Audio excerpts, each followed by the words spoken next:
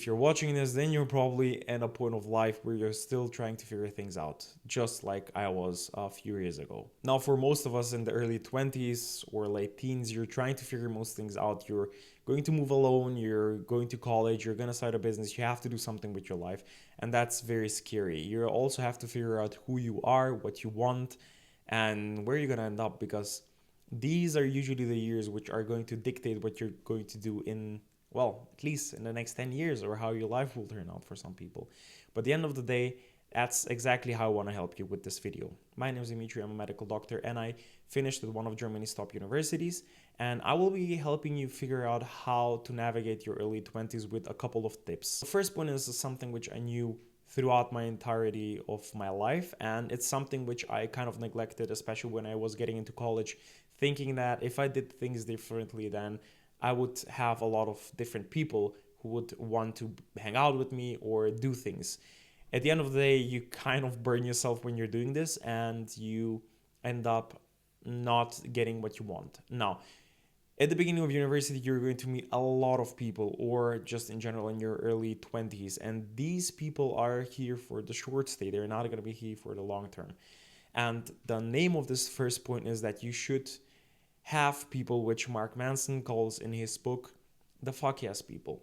And these sort of people are the ones which you really either bond instantly, or which are down to do the exact same things that you want to do. And it's very easy to get along with these people because, well, they're very similar to you. They have the same sort of humor. They want similar things in life. It's easy to plan a vacation. You don't have to be over the top with it. And it just feels easy. You don't have to put a lot of effort into it. And having those sort of people where they're all in whatever you're doing is a lot easier than you have to convince someone, because from a no you have to go to a maybe, which is very difficult, and then from a maybe you have to go to a yes, and after that maybe you have to go to a f yes. So at the end of the day, finding these sort of people is going to be the easiest thing which I would tell to my early 20-year-old. And especially in your early 20s, you don't need followers or people who make you feel uncertain. You need people who will inspire you and lift you up, people who can listen to you also in some way. And that's very difficult to find. And if people aren't excited about seeing you, about hearing what you do, what you want, and where you're gonna go, and if they don't really inspire you to take risks, and even if they don't support you, while you're going to take risks, then these are not the people which you want to be around. You're probably not going to have a lot of F yes people, but you will have enough so you can develop a friendship or a relationship later on. And these sort of people are the ones which are going to uplift you. These are the people which will listen to your ideas, and if it's crazy enough, but also it has enough of material in it for it to succeed, they will support you in it.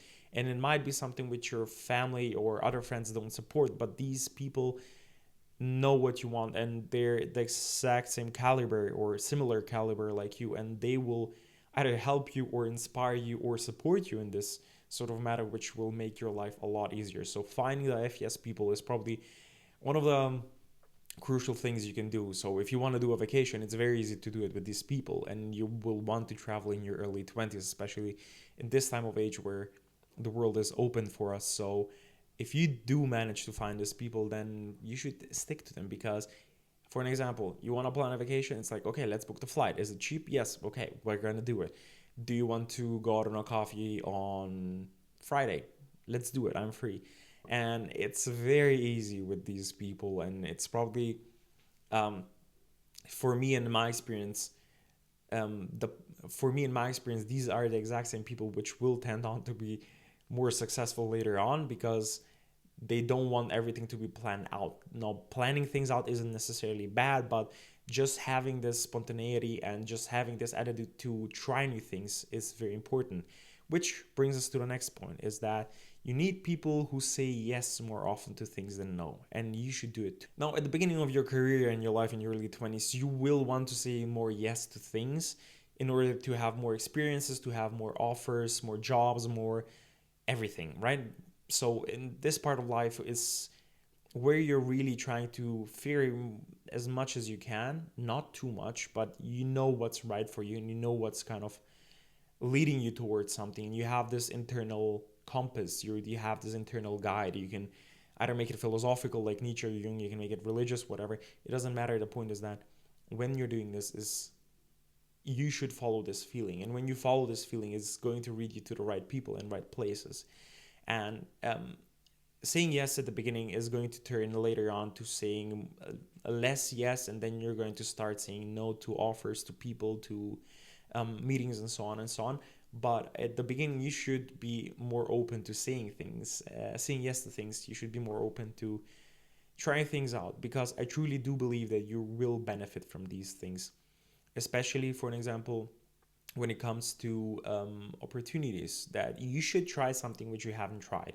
Maybe you should try dancing. You might be terrible at dancing. You might be terrible at salsa. You might be terrible at, I don't know, MMA or whatever. Just try it. And if you don't like it for the first month or two, then you can say, okay, this is not the thing for me, because I know that certain things which I expected to be not for me, quote unquote, were exactly the things which I ended up liking very much. And sometimes these are the things which make you afraid, or where you have some sort of disadvantage.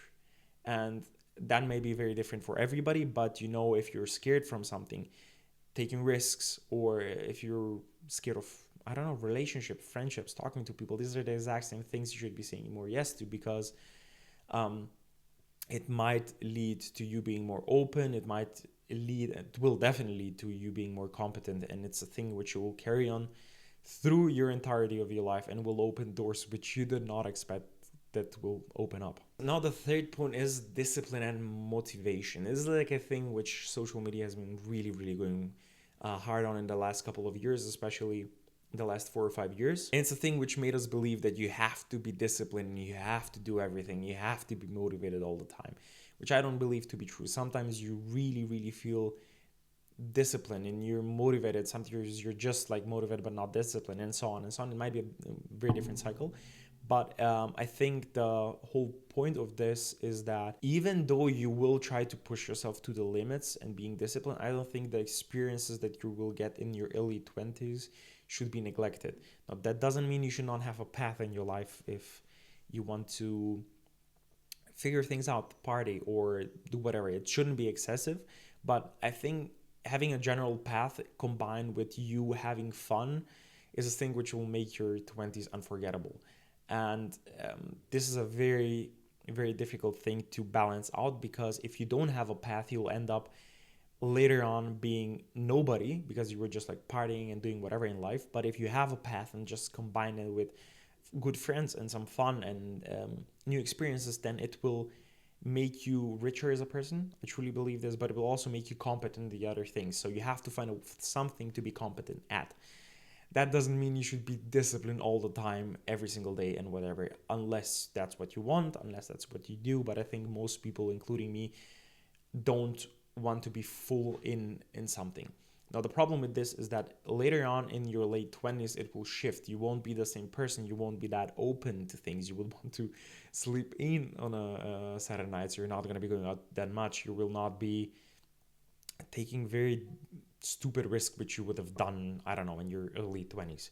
And that's a good part, because having a new job which you're going to try out and having new experience there will show you a path which is very new to you. For an example, social media was the last thing I expected I would try to do, as much as was business and other things which I truly find to be fascinating right now. Because through going to places where I did not feel like I belong, I ended up figuring out that these were the things which I found interesting later. Basically, don't waste your time on pure stupidity. Have something which is making you competent, which is making you worth for the society, which is going to make you later on in life something which you are going to be looked upon. So, and this leads to the last point, which is basically that comparison isn't actually the thief of joy. It's just the fact that you're comparing yourself to the wrong people. Now, social media, like I said, has led us to believe that we're not enough, that we have to be some sort of product. We have to be a product of a perfect capitalist where you have to be good in this sport, you have to be excellent at speaking, you have to be excellent and whatever. Of course, you should try to be as good as possible, but you should not make yourself a product of something or a product for something, right? And especially the fact that when you meet most people are confused and they're hiding their struggles, they're hiding their insecurities, and they're not willing to share them that openly. Even the most famous people which you know and the most successful people which you know have similar, or if not the exact problems which you have. So that doesn't make you less of a human being. It's just you have to know who you're comparing yourself with, right? If you compare yourself to Elon Musk, well, you're not going to be the next Elon Musk. I'm very sorry. If you're going to be Sebum, you're not going to be next Sebum. Or I don't know who your favorite movie star is or whatever. It's probably not going to be you. You're going to be you. If you try to be like one of them, you're going to be just the second best. And that's a very important lesson I learned when I was trying to sing, is that if you try to copy something, if you try to imitate something, so let's say for an example, you're trying to sing and you're trying to be like Elvis Presley, you're only going to be the second best Elvis Presley. So you're not going to be you. And that's the whole point of this video, is to try to figure out who you are, and only you can be you. I know it sounds cheesy, but the only person you're trying to beat is the person who you were last year. And if you're putting enough effort, you're probably going to beat that person. And you might lag behind, you might not make it, you might not make the diet and whatever. But if you just continue trying, if you just continue showing up, then you will be better. You might not be 5,000% better, but you will be 100 or 200% better, which might be more than enough for you and might be more than enough for everybody around you. So those were my couple of tips, which I think I learned in my 20s, which were very crucial for my development.